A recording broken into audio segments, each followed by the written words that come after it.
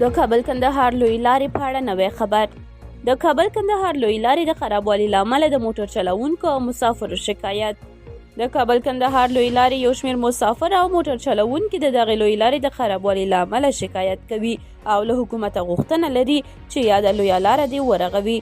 که څه هم له تېرو 2 لسیزو راهیسې د کابل کندهار لوی لارې مسافرو او موټر چلوونکو په وار وار د یادې لارې د رغېدو غوښتنه کړې، خو د دوی په وینا چې نوی حکومت یې هم غوښتنو ته پام نه دی کړی. د سلام وطندار پښتو فیسبوک پاڼه وڅارئ. د کابل کندهار لوی لارې یو شمېر مسافر او موټر چلوونکي وایي پر یاده لاره د تګ راتګ او د ناروغانو لیږد پر مهال تل له ګڼو ستونزو سره مخ دي. د کابل کندهار لوی لارې یو مسافر نور رحمان وویل سفر مو تر کندهار و، خو چې له دې خوا تللو هم له ډېرو ستونزو او مشکلاتو سره مخ شو، ځکه سړکونه خراب دي.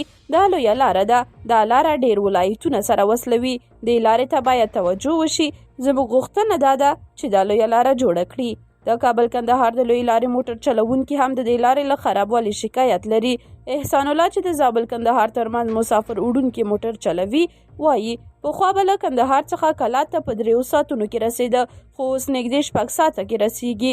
هغه وویل سړکونه اړول شوي، زموږ د لارې په اوږدو کې 6 وځایه لاره خامه ده. موږ به پخوا له قلات څخه تر کندهاره پورې په 3 ساعتونو کې تللو، خو اوس 6 ساعته وخت نیسي.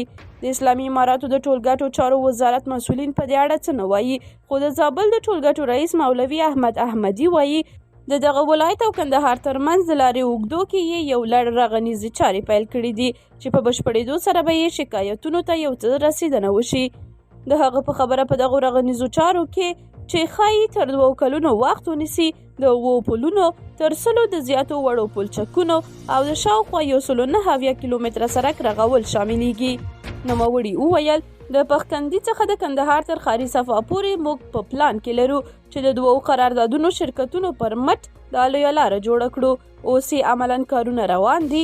دې کې لوی پلونه او پلچکونه شامل دي او کیدای شي څه باندې 2 کیلومتره لاره ونیسي.